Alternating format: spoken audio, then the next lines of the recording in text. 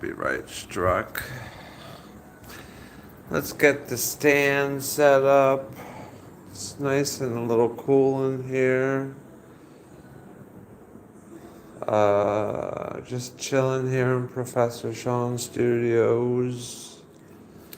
Felt like having a conversation with some people. Let's turn on the chat, of course. All messages. Yeah, I want to see all the messages. And then we're gonna put all this shit away. It's over there. Yeah, that's cool. That is cool. Ba, ba, ba, ba, ba. So tonight I was thinking that we could talk about some serious shit. Some real serious shit. I want to tell you about what happened 6 years ago. I want to document this shit in one long video. And that will be this live. This is going to be my tell-all chill session. Let me get my, all right, got that. Got the Diet Coke. Diet Coke is a necessity. It's a necessity. I was drinking some coffee earlier. I had like a 4-hour power nap this afternoon. So I'm feeling good to chill. And tonight I'm feeling really reflective. Alexa, volume 3. Alexa, volume 3.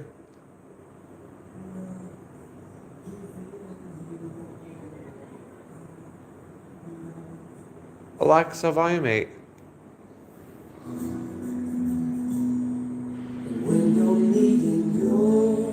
There we go. Okay.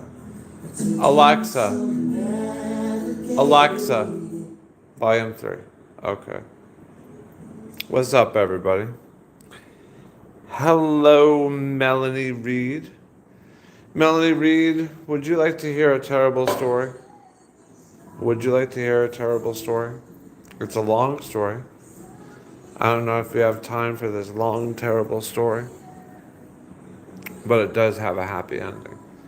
So, if you're interested at all, watch the live later. Yeah? Yes. Hello, Bennett. Hello, Jennifer. Guys and girls, I want to tell you today about some fantastic shit. Some really, really fantastic shit. I just feel like chatting for a while. I feel really, really chatty. And so today I want to tell in one long video my kind of history in a way that I've never done before on the channel. You know, I want, make sure to like if you like what's going on with what things I say, but it's kind of fucked up.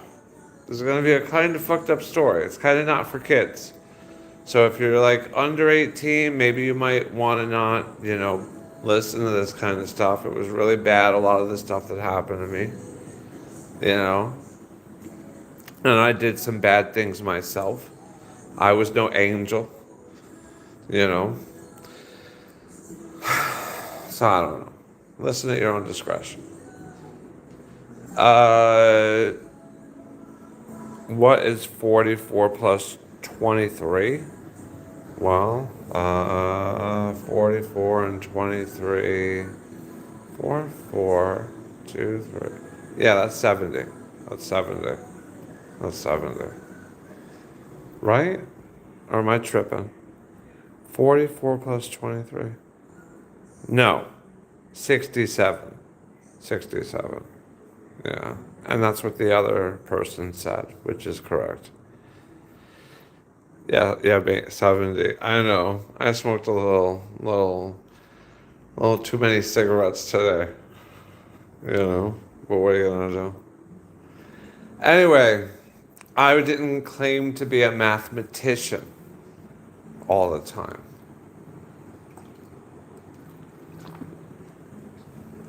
All right, so let's set up for the long haul.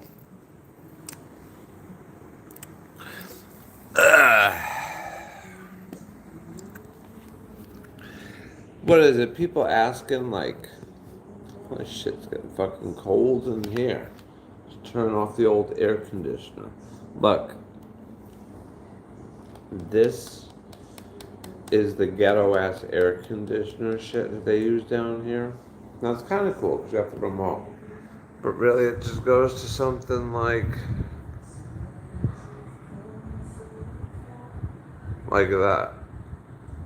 You see? And you're like, cha-cha? Cha-cha? It is done. So. Anyway, I promised Melanie a story when she came in here. I hope that music isn't too loud to where it's going to get me copyright. What's up, Victoria? What's up, Steven?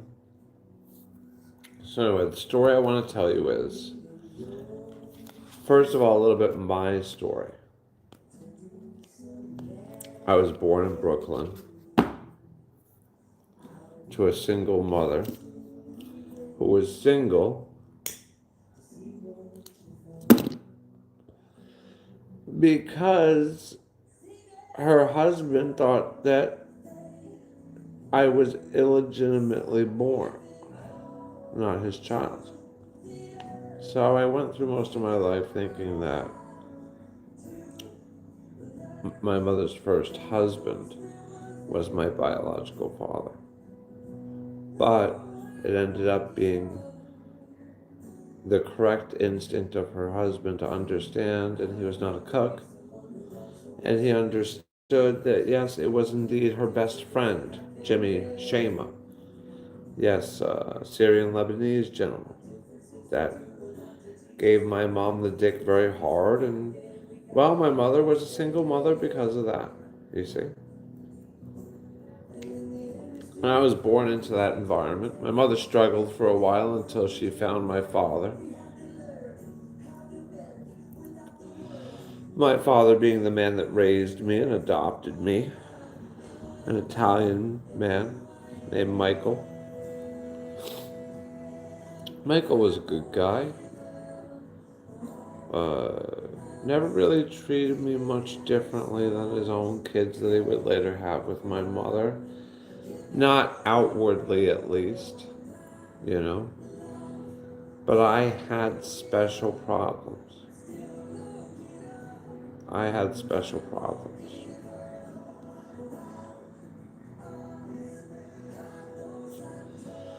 The first problem was, Alexa, volume 2. Yeah, that's definitely going to get me copyright struck. But I had Tourette syndrome, where I had very severe tics. I still move my jaw. People see that. Hey, what's up, sore? I go like that, things like that. That's because of my Tourette's. I was diagnosed by Yale Child Study Center when I was 6. And it was really bad in school and every place else. It was hard, but I suffered through it. But I was always bad in school because I would try to offset the bullying by kind of trying to be a class clown. What's up, Soy?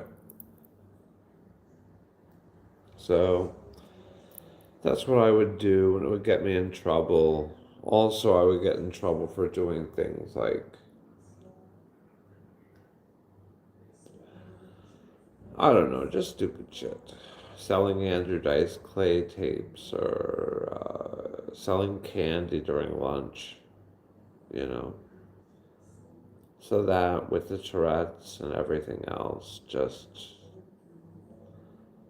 ended up with my parents sending me away.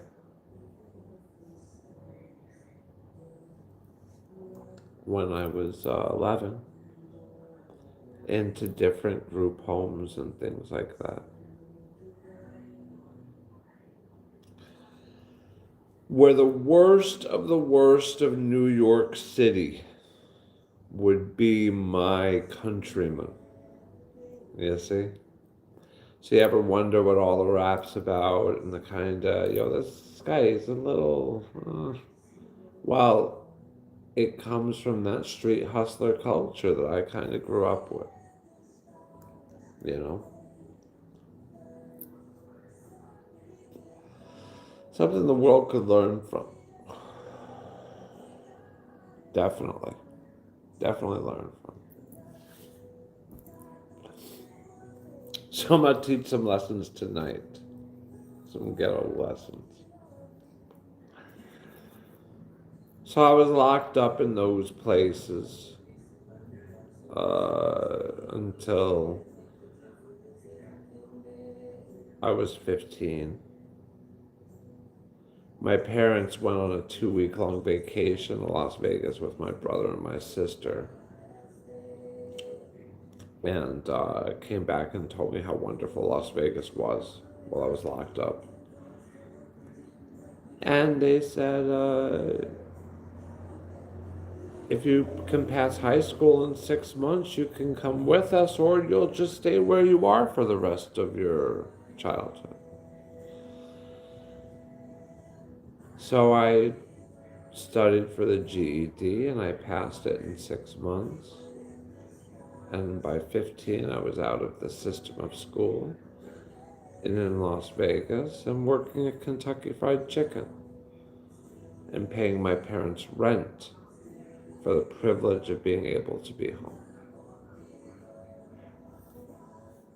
They wouldn't let me leave until I was 18. But they said, as long as you don't cause any problems, we won't have any problems with you.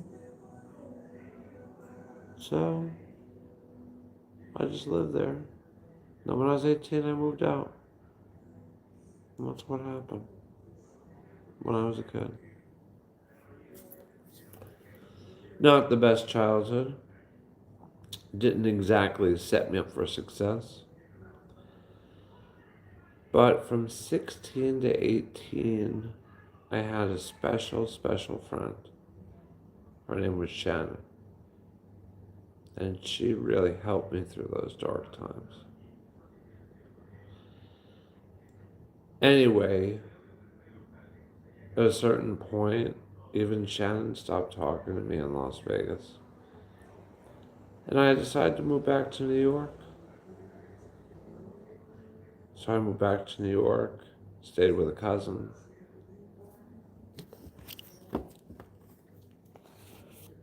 And, well,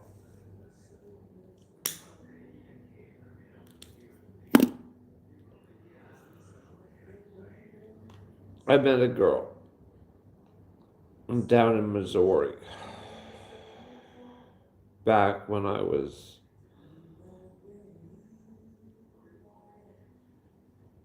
pretending to be a phone psychic for one of those phone psychic networks. $10 an hour and you would connect to the system. And they would give you calls depending upon how well and how long you would keep the people on the phone for, you know? Those 900 numbers were a good business. A lot of people made a lot of money with those 900 numbers. Anyway, I met this girl on there down in Missouri. She told me she was in love with me and everything else, and well, next thing you know, I'm moving down to Springfield, Missouri. You know? So That's what I did. So I moved to Springfield, and 2 weeks later, she kicked me out for no reason. She was just screwing some other dude and said, get out.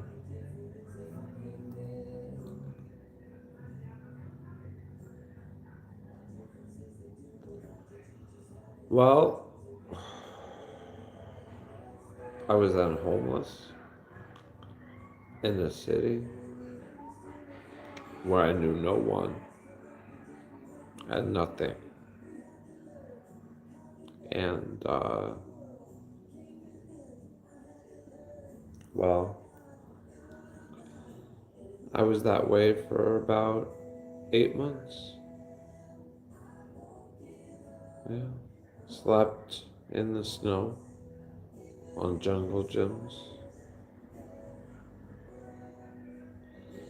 Later on,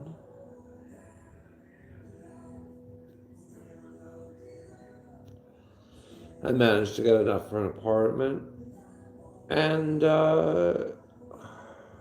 did some day labor shit, just stupid shit. Made money. And got an apartment and started building. There wasn't a lot of opportunity in Missouri. I knew that very quickly. And I really started to stagnate. And then I met a girl named Angela.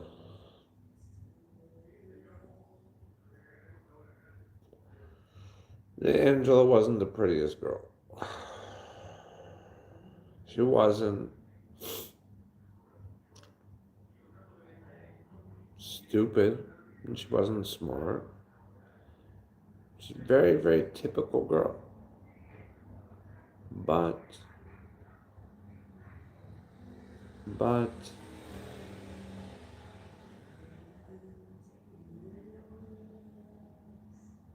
she wanted to be ride or die, you know? And that's what I needed at the time. And sometimes that's what you need, gentlemen. Sometimes it's what you need to step up. So I took Angela on board. Now she's working, she's contributing to the household. We say, why don't we move to Vegas where we can make more money? You know? And we move out to Las Vegas. We stay with my mom and dad for a little bit, but they don't like her very much. You know? And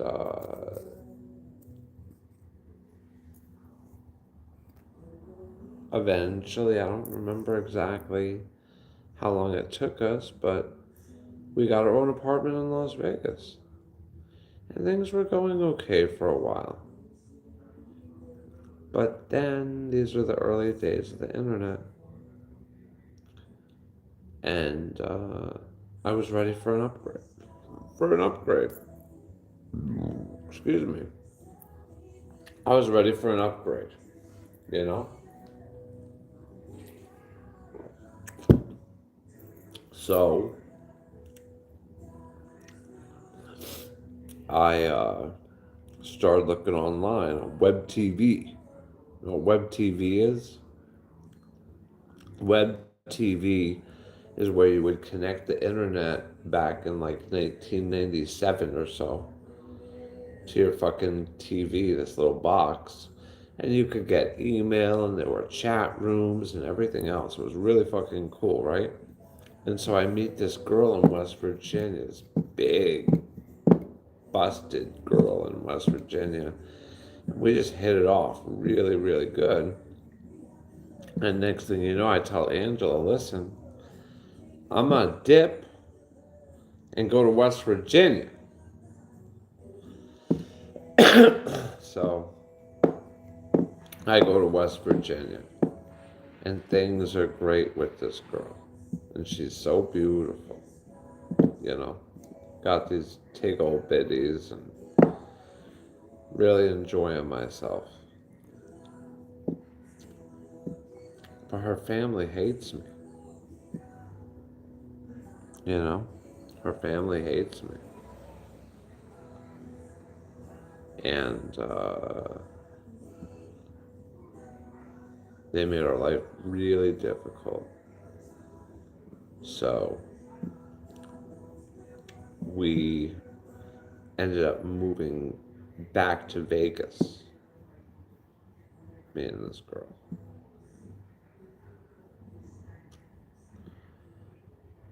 And when we got to Vegas, we had no place to stay. So we stayed in Angela's apartment, my old apartment, in my old room. Except now it was me and Angela and this girl. Now, this was the first time that I was now fucking Angela again. And Jen. Sometimes I'd wake up in the morning with Jen and walk into the kitchen, and Angela would just suck my cock a little bit while I got my coffee, and then I'd go back into bed with Jen. You know? And that was the first time that I started living that kind of life. And that was like 20. So that was like 98, 99. You know? So after that, I married that girl from West Virginia. And we moved to Indiana.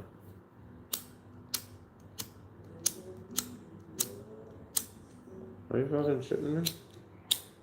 Whoa. That's my best lighter, too. That fucking sucks. Anyway, so we moved to Indiana. Right? And things are good for a little while. But she starts getting a little crazier and a little crazier and a little crazier and a little bit more into doing shit online, a little bit more into doing shit online. And the next thing you know, she starts fucking this guy named Miguel that was her brother's drill sergeant in the army.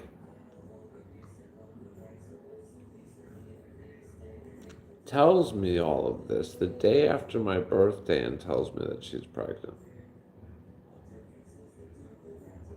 Crazy shit.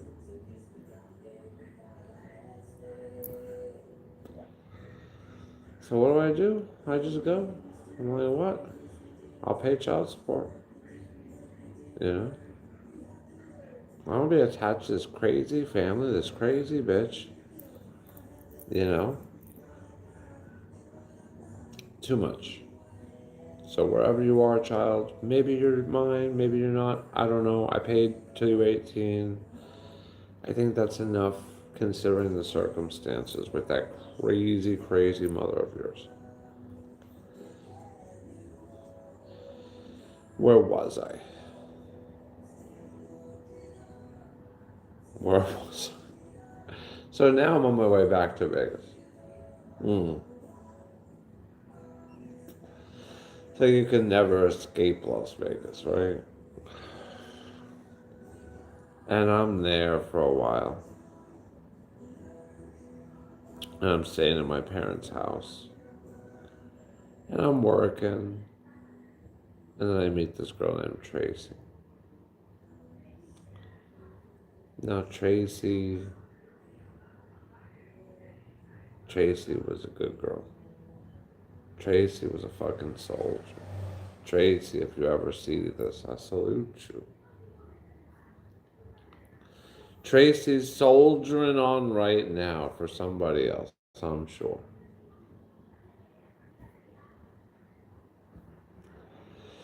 Mark my words, it's a ride or die bitch. Tracy. Tracy was straight gangster. So much hate in that girl's heart. So much hate. But she loved me for some reason. And she put up with me for many years. And we did a lot of crazy shit together.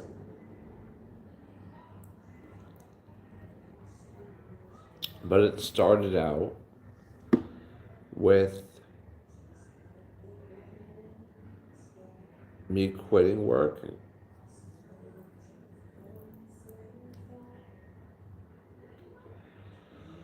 It started off with when I was 23, I said, I don't want to work anymore, honey. You know, I want to make money on my own without working.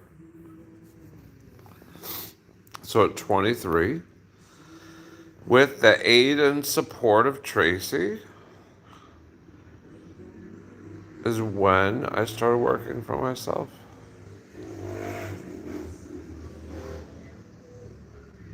And that's a 26-minute live about the early foundational history of Professor Shaun.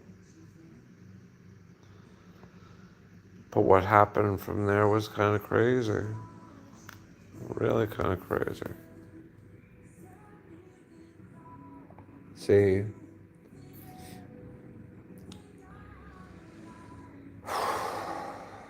I started making money. A lot of money.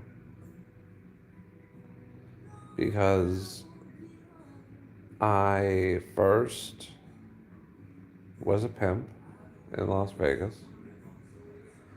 I had an escort agency named Pleasurable Places that basically what I would do is the marketing for the girls on different platforms and make their phone ring with clients. I didn't actually tell them what to do. I knew what they wanted to do and would send them people that wanted to do that. That's all that I did. Marketing. I learned marketing. Martin. Learned marketing real good. Marketing real cheap pussy. That's what I learned. In Las Vegas. With real prostitutes. And I was the best. I was the best. Agencies from all over the country started contacting me, want me to do their marketing, including one in Miami, Fort Lauderdale, and West Palm Beach.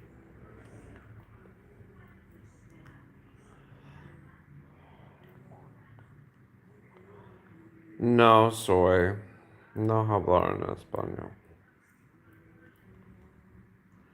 Anyway, my marketing was doing good. I was making good money. And I decided, what if I start putting up some fake girls with some links to some dating sites?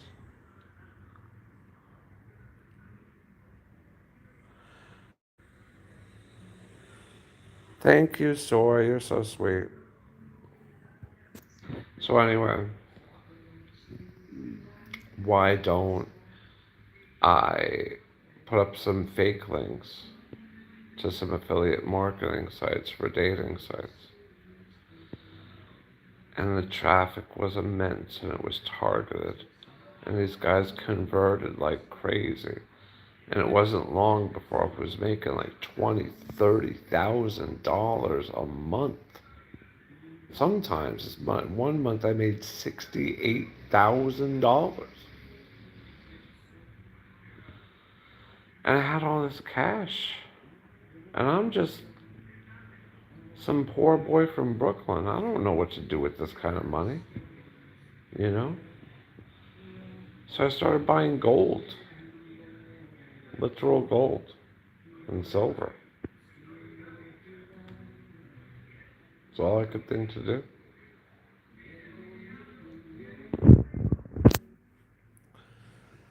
Anyway, where was I?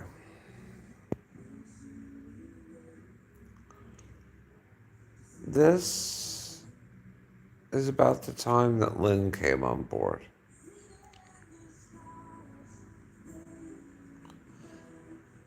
The Lynn Tracy combo was something magical for a while. There was a time that we were all happy together. You know, Lynn had the creative content, Tracy had the technical expertise, I had the vision. And it was a really good combo.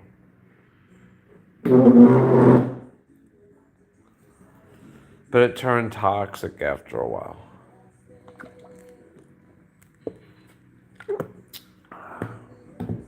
And one day, Tracy's father was dying. And she had to go back to Vegas. And very shortly after that, that was the end of it with Tracy. I was hurt. 12 years with somebody. 11, not 12, 11 years with Tracy. It's a long time.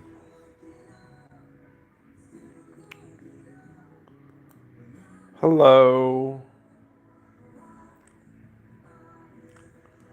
It's a long time.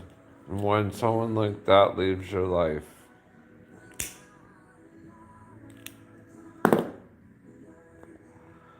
part of you dies. That's just the way that it is. Oh, wow, that's cool, Zim.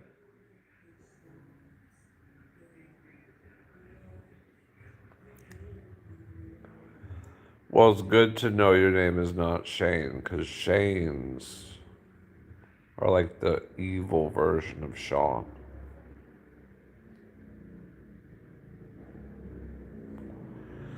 It's one of Shaun's commandments. Never trust a man named Shane. Never trust a man from Oklahoma. Girls named after seasons and months are always going to betray you.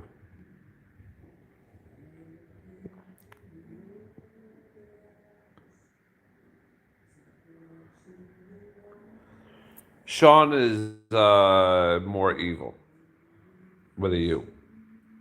Because you can say shit like, with a U for you, baby. Shaun, with a U for you, baby. You see?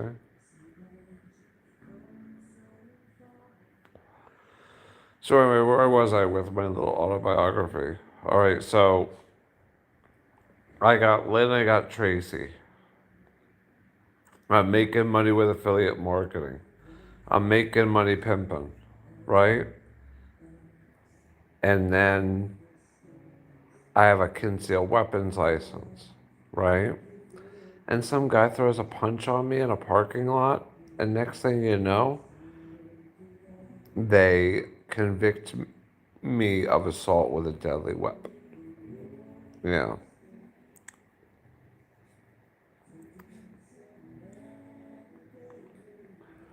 Maybe, bro.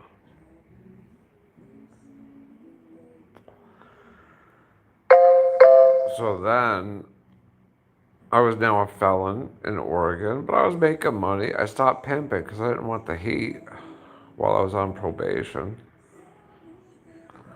And life settled down for a while. I just started fucking every girl in Portland. like never-ending supply because I could market myself as well, you know what I mean? So I was like, hey, I'll pay your light bill, I'll do this. Now, guys weren't doing that back then, you know what I mean? So like I was getting these girls for pennies, because all these girls were so desperate. They were like the working poor, you know?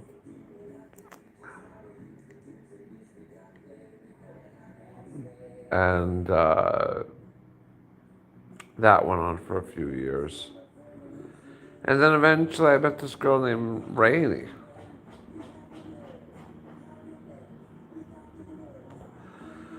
And it was Lynn and Rainey and me for a while. But then, when I was 38, no, 37, 37. When I was 37, everything I used to do, this is the dark moment. This is the dark moment you've been waiting for.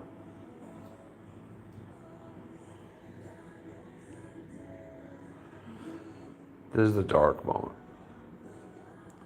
When I was 37, everything that that was working just stopped working. Nothing that I did worked anymore. All the spam, all the places that I used to post, everything I used to do didn't work. Just didn't work. Now, my lifestyle inflation had gotten kind of ridiculous. Rainey and Lynn used to have horseback riding lessons every other week, eyelash appointments every week. I lived in a 4,600 square foot fucking mansion. Fucking ridiculous. 2 luxury SUVs. Lynn's car too.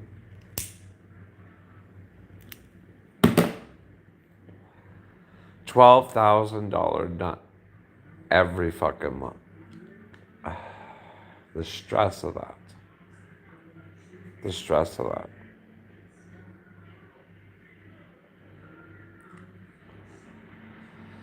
I do not miss that stress. $12,000 hanging over my head that I gotta come up with every month. Imagine that. And I did it for a year with no income.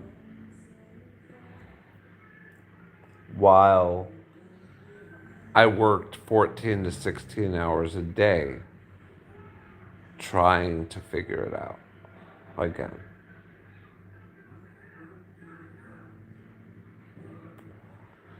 But nothing's gonna cover that nut. Nothing new, at least. And eventually, I did some fucked up shit with Rainey. That was entirely my fault. And she left.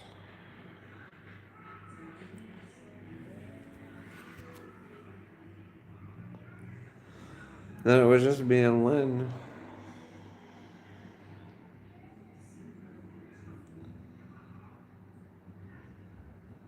And I was in a dark, dark place.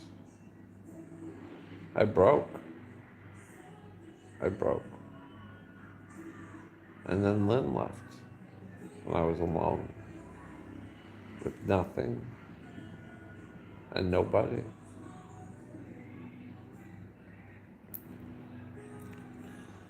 I had this house full of shit, but no one in it.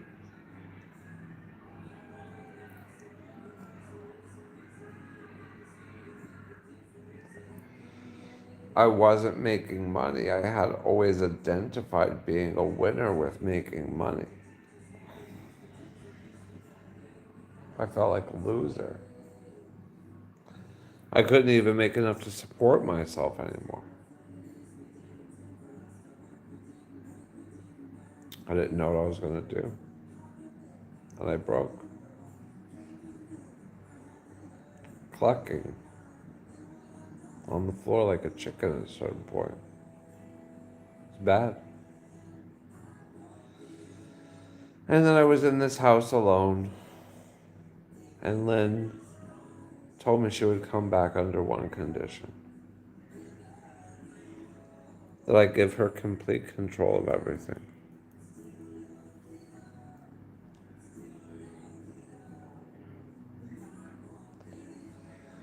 And that was the deal with the devil, right there. Never do that, gentlemen. I warn you now. Never give the woman complete control. Never do it. You'll hear one man's story why.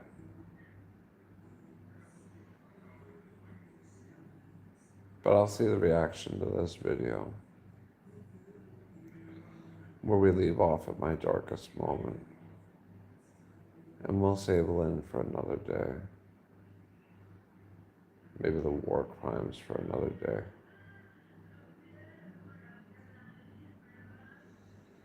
However,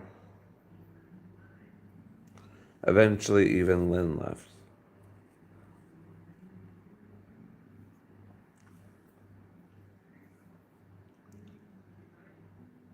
And I was alone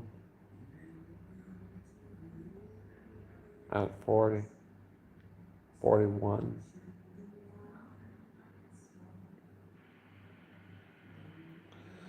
I wonder if anyone has listened to this entire thing so far. If you end up listening to this all the way to the end and don't make a comment, I would be very disappointed in you.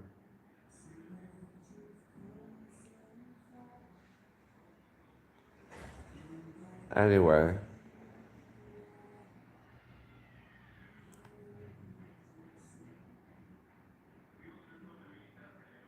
I didn't know what to do. And my sister said, with the money you have left, buy some rental properties in Montana. And your friend Ruben has been telling you to go down to Argentina. Go down there where it's cheaper to live and live off of that money. And so I started planning for that.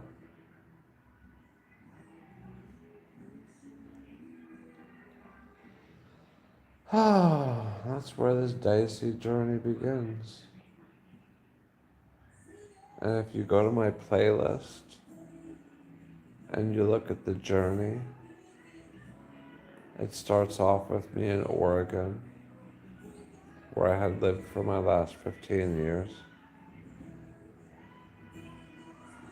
After the concealed weapons thing, I couldn't live in Nevada. I wanted to live in Oregon, where I felt they weren't so fucking Nazi like they are in Vegas. And